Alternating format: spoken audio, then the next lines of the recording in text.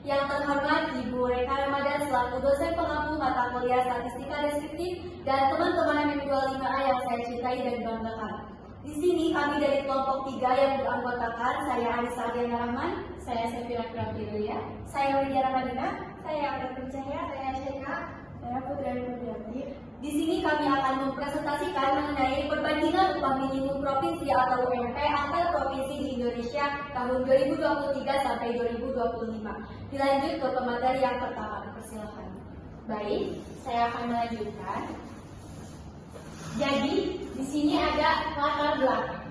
Upah minimum provinsi merupakan salah satu instrumen kebijakan ketenagakerjaan yang berfungsi sebagai standar upah bulanan terendah yang wajib dibayarkan kepada pekerja di setiap provinsi. Penetapan UMP dilakukan dengan mempertimbangkan kondisi ekonomi di masing-masing daerah. Indonesia memiliki 38 provinsi dengan besaran UMP yang berbeda. Perbedaan tersebut menunjukkan adanya variasi upah minimum antar wilayah. Data UMP tahun 2023 sampai 2025 menjadi dasar untuk melakukan analisis perbandingan guna mengetahui apakah terdapat perbedaan rata-rata UMP antar tahun. Lalu, tujuan penelitian menganalisis perbandingan upah minimum provinsi antar 38 provinsi di Indonesia pada tahun 2023, 2024, dan 2025. Serta menguji normalitas distribusi data UMP di setiap tahun menggunakan uji Sapir-Whorf, menguji perbedaan rata-rata UMP antar tahun 2023 sampai 2025 menggunakan metode one-way allocation. Baik, selanjutnya ada uji normalitas yang akan disampaikan oleh Widya dan Putri. Saya persilakan. Terima kasih kepada moderator. Di sini saya akan menunjukkan data terlebih dahulu.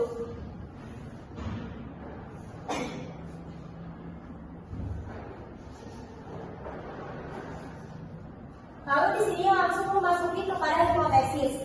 Di sini hal itu tidak terdapat perbedaan rata-rata upah minimum provinsi atau UMP yang signifikan antara tahun 2023, 2024, serta 2025. Dan hal satunya terdapat perbedaan rata-rata upah minimum provinsi atau UMP yang signifikan antara tahun 2023, 2024, dan 2025. Setelah hipotesis, kita akan memasuki kepada uji normalitas Shapiro-Wilk. Nah, di sini sudah ada data-datanya untuk ketiga UMP, maka akan memasuki langsung kepada analis. Nah, dari sini kita masuk ke deskriptif statistik.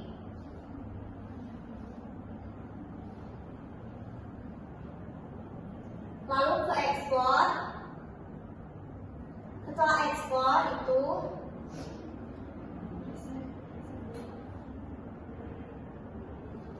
ketiga UMP ini kita masukkan kepada dependent list.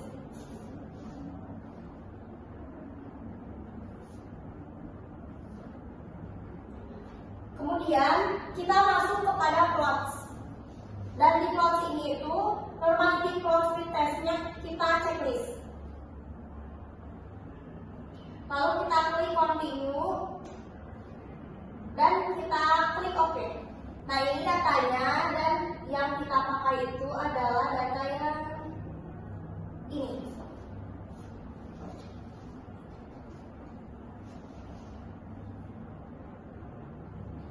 Di sini itu hasil uji normalitas data UMP-nya menunjukkan signifikan yang pertama untuk UMP 2023 itu signifikannya 0,185, untuk UMP 2024 itu 0,145, dan untuk UMP 2025 itu 0,042. Ketiga UMP ini lebih besar dari 0,05. Jadi semua data terdistribusi normal. Seluruh data UMP ketiga tahun memenuhi asumsi normalitas. Terima kasih. Akan dilanjutkan oleh Putri. Selanjutnya, saya akan mengulang uji normalitasnya.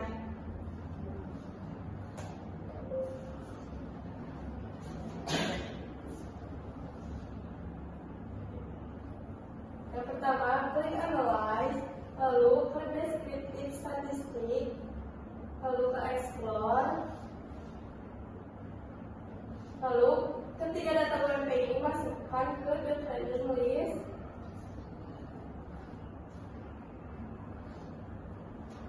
lalu kita upload normality value-nya checklist, lalu continue dan klik OK. Dan datanya sudah muncul seperti yang tadi sama. Jadi, dari ketiga hasil data UMP tahun 2023 sampai 2025 menghasilkan data berdistribusi normal karena signifikan lebih besar dibanding 0,05. Selanjutnya ada tes uji ANOVA. Kenapa kami memilih uji ANOVA? Karena data yang kami analisis itu lebih dari 2 variabel. Selanjutnya untuk pemateri yang ketiga saya persilakan.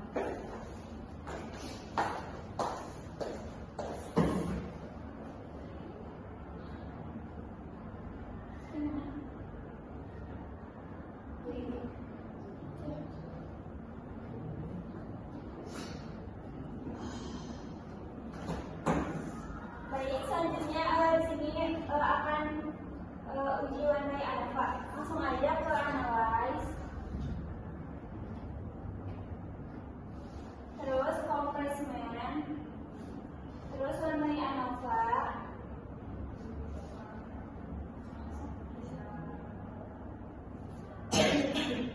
Terus UMP-nya dimasukkan ke dependent list. Dan tahunnya dimasukkan ke faktor.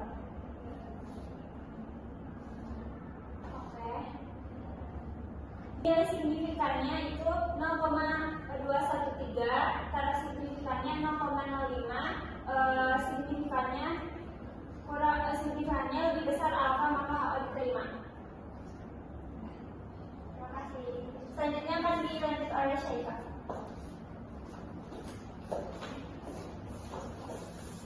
Kita ulang lagi buat one-way ANOVA-nya. Kita masuk analyze, complement, kita ke one-way ANOVA, kita reset dulu, dependent kita masukkan UMP dan faktor kita masukkan faktor. Kita hasil uji one-way ANOVA menunjukkan bahwa tidak terdapat perbedaan rata-rata UMP yang signifikan antara tahun 2023 dan tahun 2025.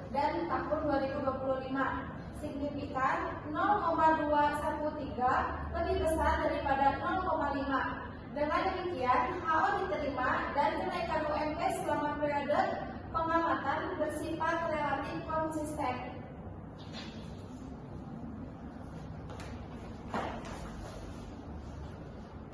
Selanjutnya ada penyampaian data UMP yang akan disampaikan oleh Lydia.